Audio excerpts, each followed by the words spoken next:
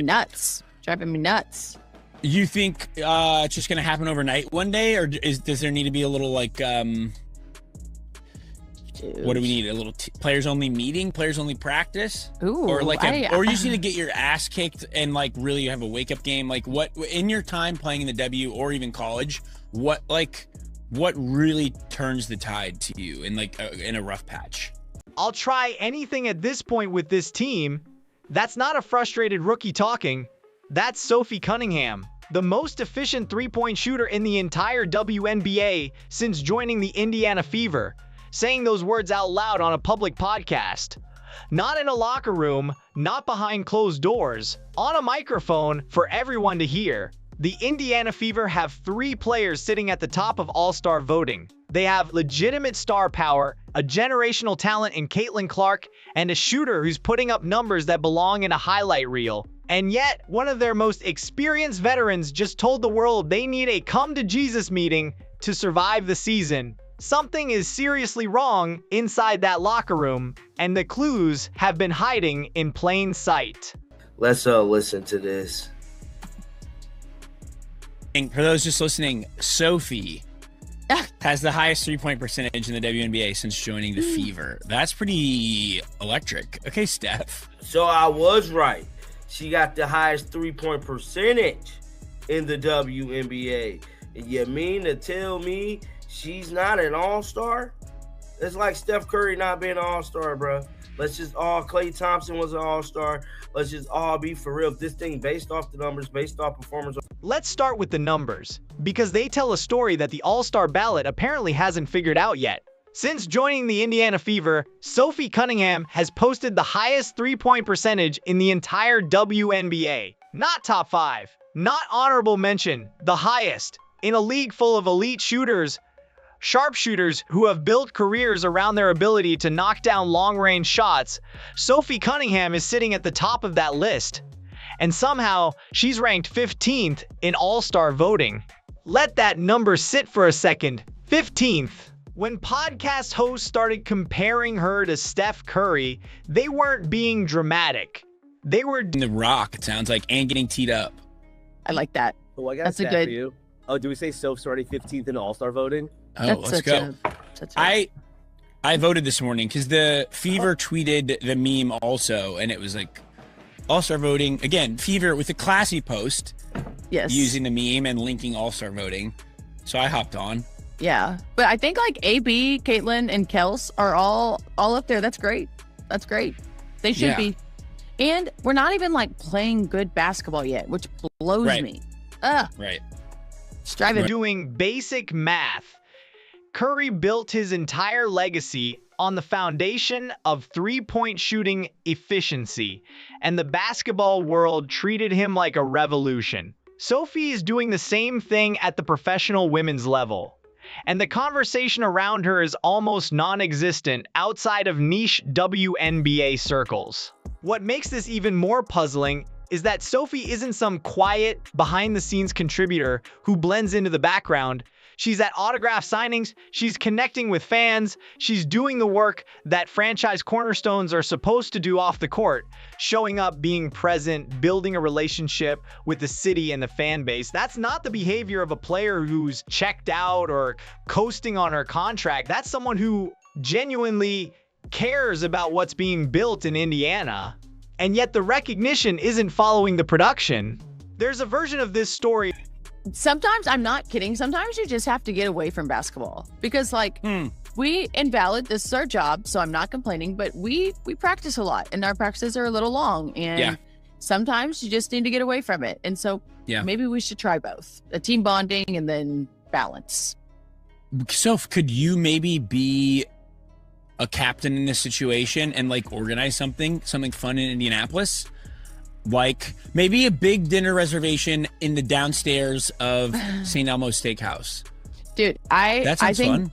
We're about to go on like a 14-day road trip to the West Coast, and I think we're gonna do some. Before going further, if you're enjoying this video, don't forget to smash that subscribe button. It really helps us keep bringing you the content you love. Share this video with your friends so they don't miss out on all the drama and excitement. Where Sophie's lack of all-star votes is just the result of the Fever having 3 other high-profile names on the roster, eating up all the attention. Aliyah Boston, Caitlin Clark, and Kelsey Mitchell are all ranking high in voting, and in a market that's been starving for a winning team, fans tend to rally around the biggest names first. Sophie doesn't have Clark's rookie year narrative, she doesn't have Boston's versatility story, she doesn't have Mitchell's highlight reel athleticism, she just has the best three-point percentage in the league, which in a just world would be more than enough. But here's the thing that makes Sophie's situation more complicated than just an overlooked shooter on a talented roster. She's not just being undervalued by voters, she's being undervalued in a way that seems to be affecting the entire team's dynamic. When your best shooter is sitting 15th in all-star voting while the team around her isn't functioning, that's not a coincidence, that's a symptom of something larger. The podcast clip that started this whole conversation wasn't really about all-star votes. The host brought it up. Sophie acknowledged it with the kind of calm that only comes from a veteran who's learned to separate external validation from internal purpose. And then the conversation turned to something far more revealing. Good tradition. Sometimes we won, majority of times we didn't, but like it was just like a little kumbaya before playoffs started, and it was so fun. So shit. I'll try anything at this point with this team.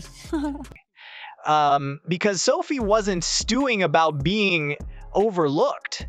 She was stewing about something happening inside the walls of the Fever facility, something that no amount of three-point makes was going to fix on its own. And that's where this story gets genuinely interesting.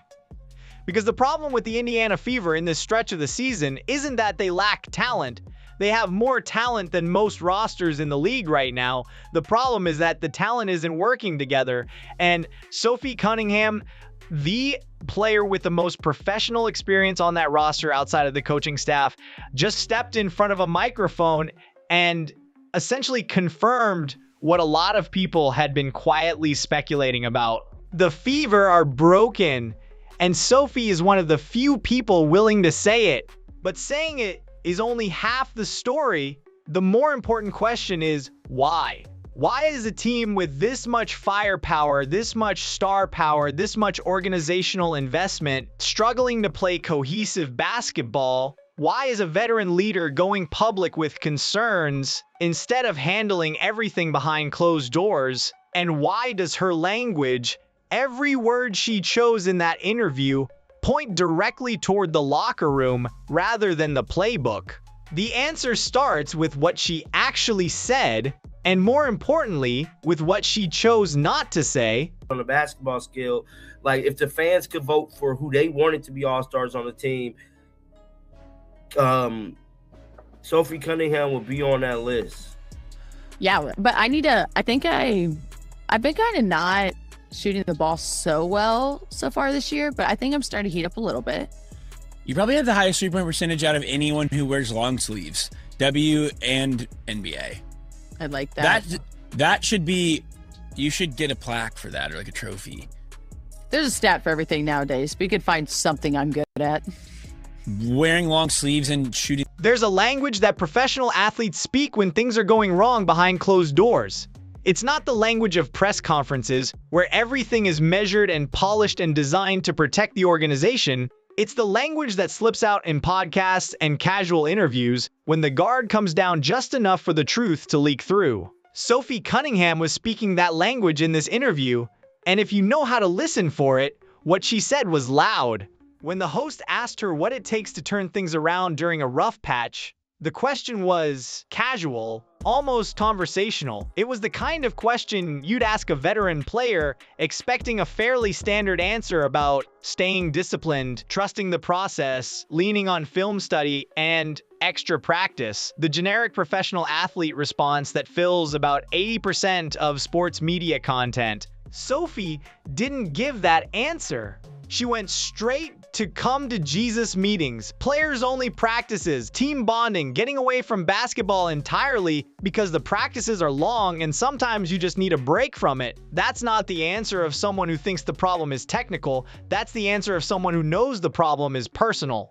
In professional sports, when a player uses the phrase "come to Jesus meeting," they're not talking about a film session or a tactical adjustment. They're talking about a moment of radical honesty between teammates, a conversation where things get said that nobody wanted to say out loud, where frustrations that have been simmering under the surface finally boil over into the open. Those meetings happen when the normal channels of communication have failed, when coaching adjustments haven't worked, when individual conversations between teammates haven't resolved the tension, when the only option left is to put everyone in a room together and let it all come out. The fact that Sophie went there immediately, without hesitation, without softening it with qualifiers or corporate speak, tells you everything about where the Fever are as a team right now. She didn't say they need to work harder in practice. She didn't say they need to study more film. She said they need to sit down together as human beings and figure out what's actually wrong. And then she went further. She mentioned players-only practices, which is another significant phrase in the professional sports vocabulary. Players-only anything is a statement.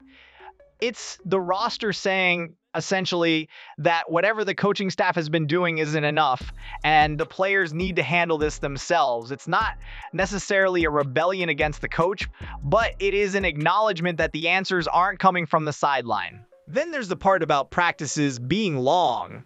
Sophie caught herself immediately after saying it, clarifying that she's not complaining because it's their job and she gets that. But she said it. She put it out there, and the fact that she felt the need to flag the length of practices as a contributing factor to the team's current state suggests that the environment in the gym has become draining rather than energizing. Long practices don't feel long when the team is clicking and the work is translating to wins.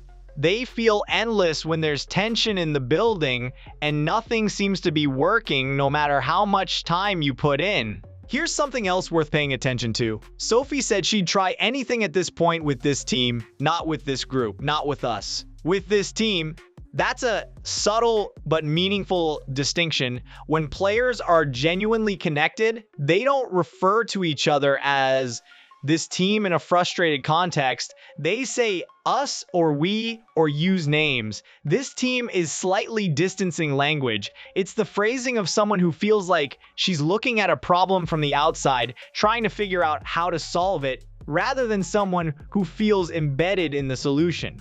None of this means Sophie is checked out or disloyal. Everything about her public behavior suggests the opposite.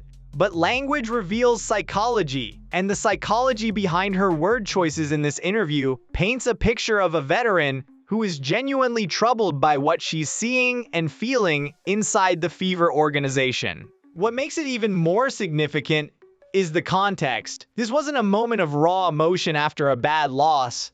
This wasn't a heated post-game press conference where emotions were running high. This was a relatively relaxed podcast conversation, the kind of environment where players tend to be more guarded, not less. If Sophie is willing to say these things in a calm, conversational setting, the reality behind closed doors is almost certainly more intense than what she's letting on publicly. She's a veteran. She knows what she's saying. She knows how it sounds. And she said it anyway. That's not an accident. That's a message. The question is who the message is really for. Stephanie White has been saying the right things publicly. Team chemistry is fine. The group is working hard. The pieces are coming together. It's the kind of measured, professional communication you'd expect from a head coach who understands the importance of protecting her locker room from external noise. Coaches say these things. It's part of the job. But here's the problem. Sophie Cunningham is also part of the job. She's a veteran leader on this roster, one of the most experienced players in the building, someone who's been through enough professional seasons to know the difference between a team going through a rough patch and a team with genuine structural issues, and Sophie is telling a completely different story. Two narratives, one locker room, That's a problem. When a head coach and one of her most experienced players are publicly describing the same situation in contradictory terms, one of two things is happening. Either the coach genuinely doesn't see what her veteran player sees, which would be a significant failure of awareness, or the coach sees it perfectly well and is making a calculated decision to protect the locker room from outside scrutiny by downplaying the severity of what's happening internally. Neither of those options is particularly reassuring. If White doesn't see it, that's a coaching problem. One of her most professional, most experienced players is picking up on dysfunction that the coaching staff is missing. That means the staff isn't reading the room correctly, isn't having the right conversations with the right people, and isn't positioned to actually solve the problem because they haven't fully diagnosed it yet. If White does see it and is choosing to minimize it publicly, that's a different kind of problem. Managing the narrative is part of coaching at the professional level, absolutely. But when the gap between public messaging and private reality becomes too wide, it creates its own kind of tension. Players know when their coach is telling the media one thing and experiencing something different in the gym every day. That disconnect can erode trust, and trust is exactly what this team needs more of right now.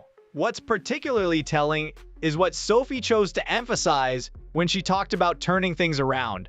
She listed player-driven solutions almost exclusively.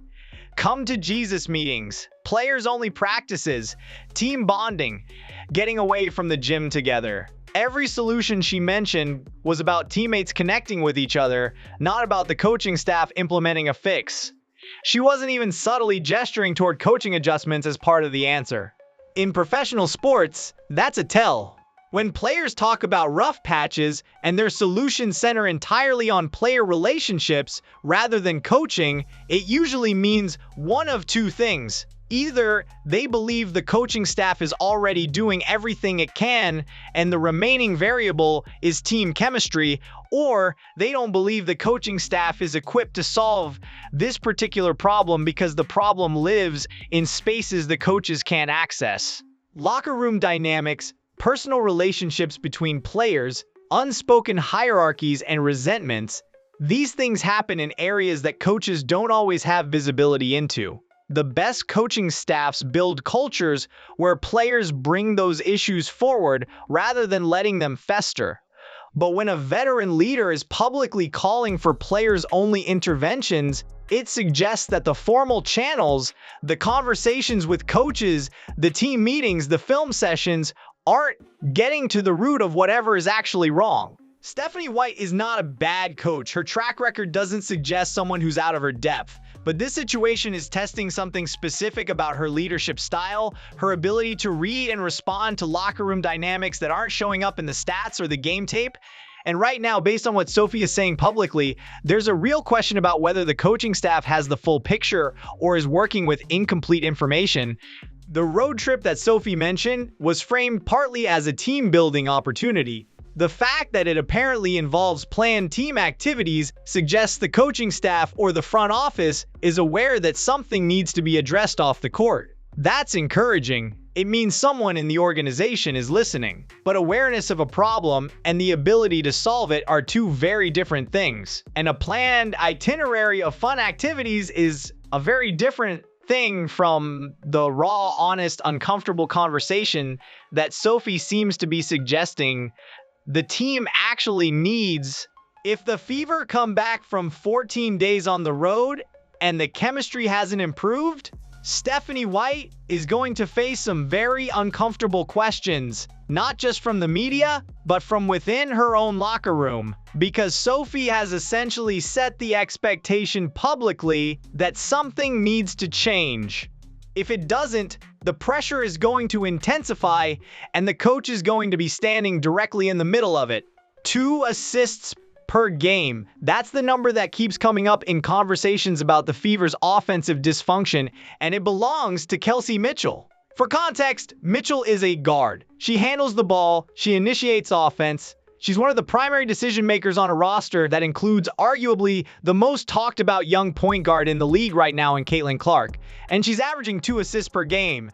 That number is low for a player in her role on any professional roster, but on this specific team, with these specific teammates, it raises some pointed questions about how the ball is actually moving, and more importantly, who it's moving toward and who it's avoiding. Now, it's important to be careful here, because assist numbers alone don't tell the full story of any player's contribution or character. There are legitimate basketball reasons why a guard might have lower assist numbers in certain systems, certain roles, certain defensive coverages. Mitchell is a high-usage scorer, and scorers who operate with significant ball dominance sometimes sacrifice assist totals as a natural byproduct of their style.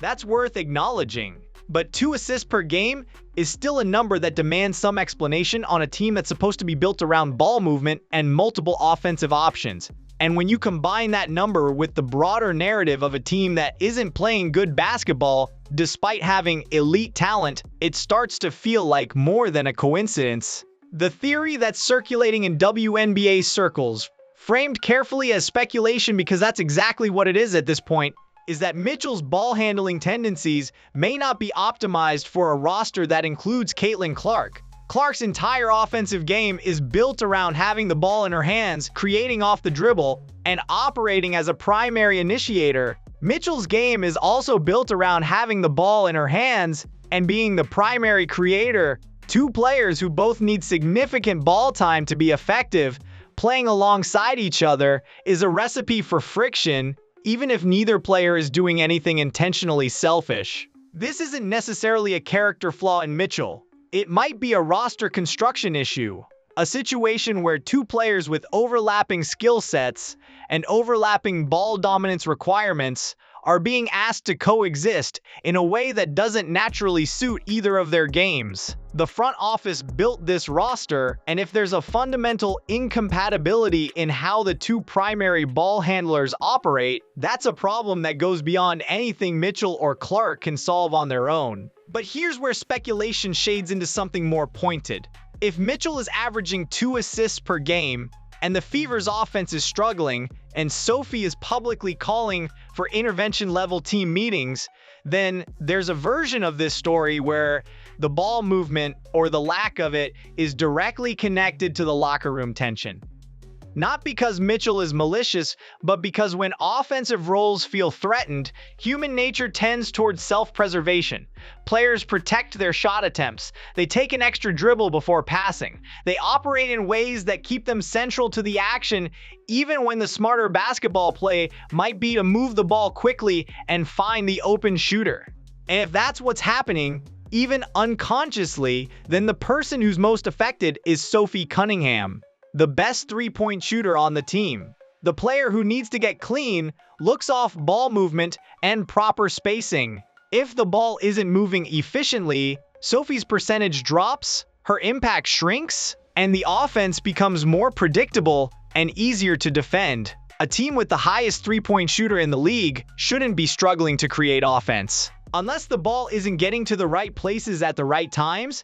Raven Johnson came up in this conversation too, and interestingly, she was essentially cleared by multiple observers. Reports suggest that Johnson and Clark are actually playing well together, despite early speculation that their relationship might be a source of tension. That's significant, because it eliminates one possible explanation for the team's dysfunction. If Raven and Caitlin are fine, then the friction is coming from somewhere else. And with Johnson largely absolved, the list of potential sources gets shorter. That still doesn't definitively point to Mitchell as the problem, but it does narrow the conversation in a way that's hard to ignore. The Fever's dysfunction is real. Sophie confirmed it publicly. Raven is apparently not at the center of it. The ball movement numbers are pointing toward the guard position, and Mitchell's style of play is the most mathematically visible variable in a situation where the team's offensive efficiency is falling short of what the talent level should produce. Whether that makes Mitchell a problem or a symptom of a larger structural issue is a question worth sitting with. Because blaming one player for a team-wide failure is almost always too simple. But when the numbers keep pointing in the same direction, it's worth paying attention to where they're pointing. Here's the version of this story that nobody really wants to tell, because it doesn't have a villain and it doesn't have an easy fix. The Indiana Fever might not have a chemistry problem in the traditional sense. They might have a hierarchy problem, and hierarchy problems are in some ways harder to solve than anything else because they're not about bad intentions, they're about human nature. Look at this roster. Caitlin Clark, the most hyped rookie in the history of the WNBA. A generational talent who came into the league with more eyes on her than most veterans will ever experience.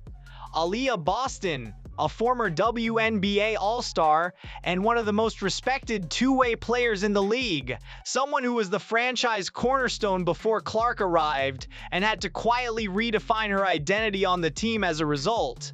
Kelsey Mitchell, a high-usage scorer who built her entire game around being the primary offensive option, now sharing that role in a system that demands more deference than her natural instincts probably allow.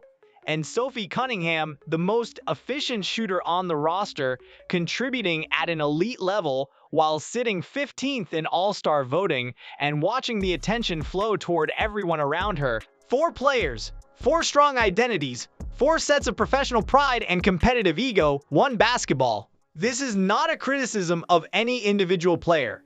Every one of these women has earned the right to feel like a centerpiece. Every one of them has a legitimate claim to a primary role. The problem is that you can't have 4 primary roles on one team. Someone has to defer. Someone has to accept a reduced shot count, a smaller slice of the offensive pie, a supporting role when their instincts are screaming at them to take over. And when that deference doesn't happen naturally, it has to be imposed, either by the coaching staff or by the players themselves, working it out through exactly the kind of difficult, honest conversation that Sophie is publicly calling for. Championship teams go through this. Almost every successful dynasty in basketball history had a version of this moment where the pieces had to figure out who was who and what everyone's role actually was.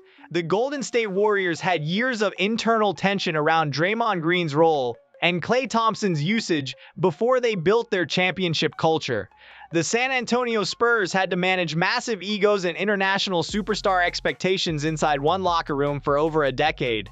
Even the dominant Aces teams went through early season chemistry struggles before finding their rhythm. What those teams had that the Fever seem to be missing right now is a clear, undisputed alpha. Someone who everyone in the locker room acknowledges as the center of gravity, whose decisions and preferences set the tone without needing to be argued about every night. The Warriors had Curry. The Spurs had Duncan.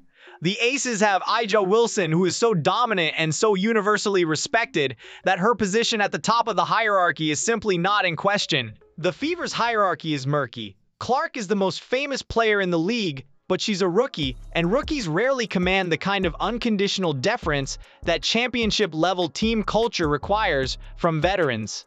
Boston was the franchise player before Clark arrived, and navigating that transition gracefully while maintaining her own sense of identity on the team is an enormous ask. Mitchell has been putting up big numbers for years without the benefit of playing alongside someone like Clark, and now that dynamic has shifted in ways that require significant personal adjustment. And Sophie is watching all of this from a position where she's clearly the best shooter on the floor, but doesn't have the star power to command the cultural authority that might help her actually influence the situation. There's no blueprint for this. There's no coaching adjustment that fixes a hierarchy that hasn't been established. You can draw up all the plays you want, but if the players don't have a shared understanding of who leads and who follows in different moments, those plays break down the second the game stops looking like what it did in the film room. Sophie's call for a come-to-Jesus meeting is, at its core, a call for the team to have the uncomfortable conversation about hierarchy.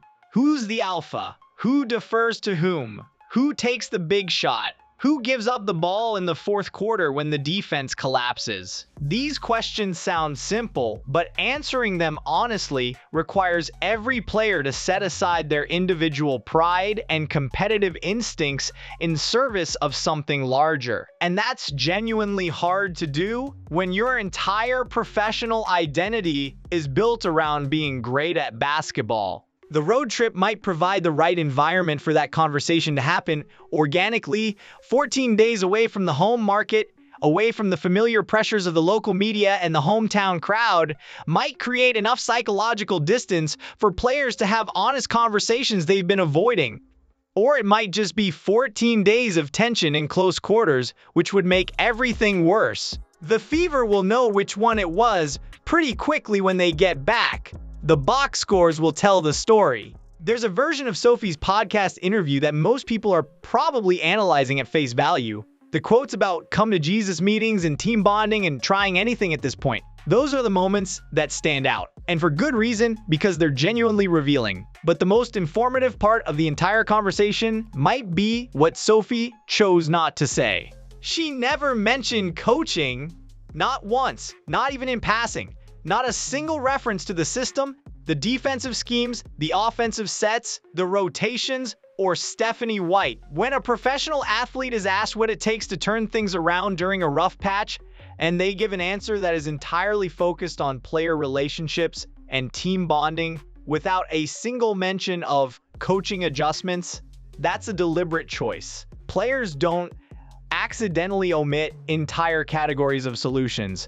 They omit things that either aren't relevant or that they've consciously decided not to address publicly. In this case, Sophie's omission of coaching as a factor tells you something important about where she thinks the problem lives.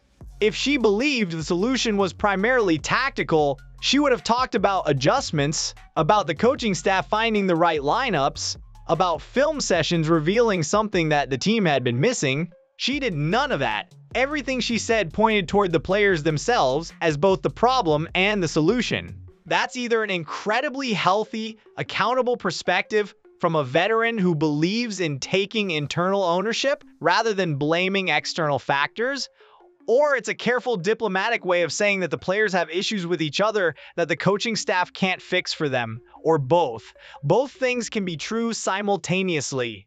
What's equally interesting is how Sophie talked about her own shooting. She acknowledged that she hasn't been shooting the ball as well as she normally does this season, and then said she thinks she's starting to heat up.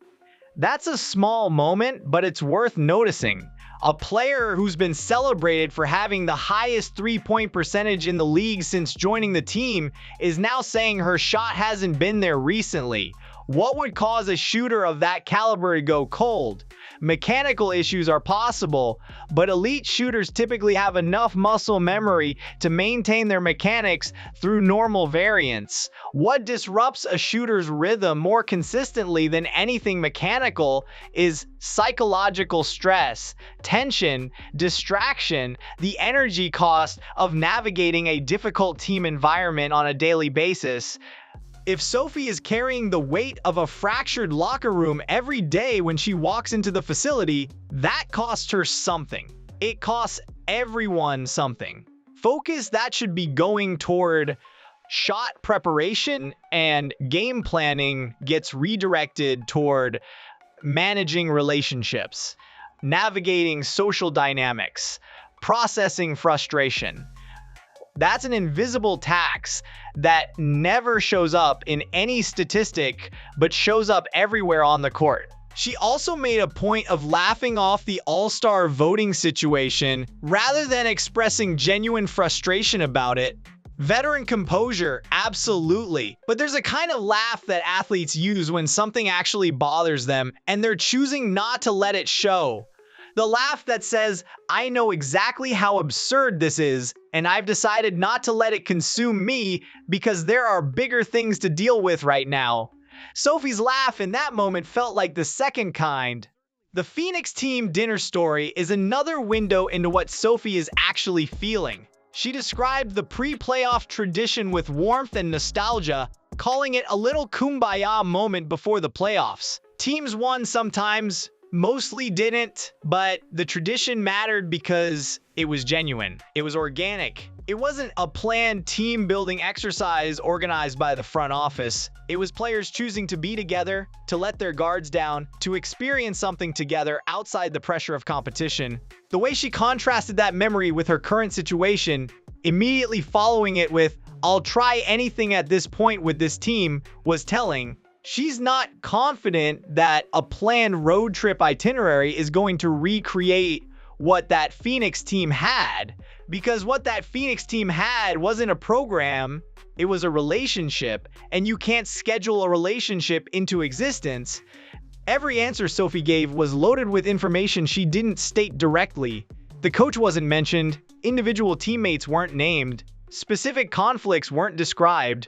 She was careful in the way that experienced professionals are careful when they're saying something important without saying too much. But the shape of what she left out is just as revealing as the shape of what she put in. And the shape of what she left out looks a lot like a locker room where the players know what's wrong but haven't found a way to say it to each other yet. 14 days.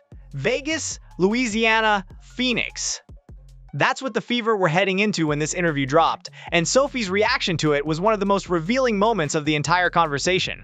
She said she thinks it will be really good for them. Not she's excited about it, not she's confident it'll help. She thinks it might be good. That's hope, not belief. That's a player crossing her fingers, not a player who's certain her team is about to turn a corner. And that distinction matters enormously when you're talking about a professional athlete who has been through enough postseasons and enough team dynamics to know the difference between a problem that's about to resolve itself and one that's about to get worse. The road trip as a chemistry reset is a concept that has real validity in professional sports. Removing a team from its home environment, its routines, its familiar sources of comfort and distraction can create conditions where players interact differently. Long plane rides, shared hotel floors, dinners in cities where nobody recognizes anyone. The kind of forced proximity that strips away the professional formality people hide behind in their home markets and requires something more human to fill the space. But forced proximity is a double-edged experience. For teams that have real relationships under the surface, even imperfect ones, extended time together tends to accelerate those connections. Shared experiences build shared identity. Inside jokes get created. Small moments of vulnerability start to accumulate into something that feels like genuine trust. Those are the road trips that players look back on at the end of a championship run and identify as the turning point. For teams that have genuine fractures, interpersonal conflicts that haven't been addressed, resentments that have been allowed to calcify, 14 days in close quarters can be brutal. Every minor irritation gets amplified. There's no escape to the familiar comfort of home. Every meal together, every team activity, every game becomes another opportunity for the underlying tension to surface. Those are the road trips that end with players requesting trades and coaches updating their resumes. Sophie knows this. She's been in professional locker rooms long enough to have experienced both versions, and she said she thinks it will be good past the specific city stops and the planned fun activities. She mentioned Vegas, Louisiana, and Phoenix specifically, and she noted that they have fun stuff planned as a team. The fact that team activities are already organized suggests the coaching staff or front office has recognized that something needs to happen off the court, which is at minimum an acknowledgement that the basketball side of things isn't the only thing that needs attention. But organized fun is different from genuine connection. A planned team dinner is different from a group of people who actually want to be around each other, choosing to spend time together. You can seat 14 players at the same table and have 14 separate experiences happening simultaneously. Proximity is not chemistry. Scheduled activities are not relationships. The Fever needs something to happen on this road trip that can't be organized in advance. Something spontaneous and honest and human that breaks through the professional distance and lets people actually see each other. The Vegas stop is interesting in the context of Sophie's Phoenix story. She described the Mercury's pre-playoff dinner tradition as a late-night, loosened-up experience where people let their guards down and connected as human beings rather than as professional athletes. Vegas is the kind of city where that kind of evening can happen organically, where the environment itself invites people to relax in ways they might not back in Indianapolis. If there is a moment on this road trip where something genuinely clicks, Vegas seems like the most likely location for it. But what happens if it doesn't? What if the Fever return from 14 days on the road and the box scores look the same? What if Sophie's three-point shooting stays inconsistent? What if the ball movement numbers don't improve? What if the team plays exactly the same disconnected, low chemistry basketball that prompted Sophie to publicly call for intervention in the first place. Then the Indiana Fever have a serious problem, because the organizational pressure to make something work is only going to increase. Caitlin Clark's rookie season is the window. The attention, the marketing power, the cultural moment that Clark represents for this franchise and for the league is happening right now, and it won't be at this level of intensity again for a very long time. If the Fever waste this window on internal dysfunction, the consequences extend well beyond one season. They lose the narrative, they lose the momentum, they lose the chance to build something that lasts beyond the immediate glow of Clark's arrival. Sophie seems to understand that urgency. I'll try anything at this point isn't just about the current stretch of games. It's about understanding that windows close, opportunities pass. The version of this team that could be genuinely great, that could compete for a championship with Clark in her prime years, requires chemistry to be built now, not next season, not in 2 years, right now. The road trip is essentially a chemistry test with the whole season riding on the results. And the woman with the highest three-point percentage in the WNBA is heading into it with hope rather than confidence. That should tell you everything you need to know about where the Indiana Fever are right now. Here's what we actually know about the Indiana Fever, stripped of speculation and carefully separated from assumption. They have 3 players in the top tier of all-star voting. They have the most efficient three-point shooter in the league on their roster. They have a generational talent in Caitlin Clark that has brought unprecedented attention and resources to the franchise. By every external measure, this is a team that should be winning, should be cohesive, should be building momentum towards something significant. And yet, one of their most experienced veterans went on a public podcast and told the world they need intervention-level team bonding. She said she'd try anything. She talked about come-to-Jesus meetings and players-only practices and getting away from basketball because the practices feel long and the work isn't translating. She compared the current moment to a team in Phoenix that needed pre-playoff traditions to feel like a unit rather than a collection of individuals. She described a road trip that she hopes will help. And that hope, that careful, measured, uncertain hope, is the most honest summary of the Indiana Fever situation that anyone has offered publicly all season. What's happening in Indiana isn't a talent crisis. It isn't a coaching crisis, at least not primarily. It isn't a case of a team that simply doesn't have enough skill to compete. It's something more complicated and in some ways more difficult to solve. It's a trust crisis, a hierarchy crisis, a group of elite, proud, competitive professional athletes who haven't yet figured out how to be a team in the deepest sense of that word. Talent without trust is just a collection of individuals wearing the same jersey. You can see that in the assist numbers and the offensive flow, and the fact that the team's best shooter has gone relatively cold during a stretch where she should be thriving. You can hear it in Sophie's words, in her careful language, in the things she chose not to say. You can feel it in the gap between what the coaching staff is saying publicly and what the players are experiencing privately. The road trip was always going to be revealing. 14 days together, 3 cities, whatever the front office planned as team activities.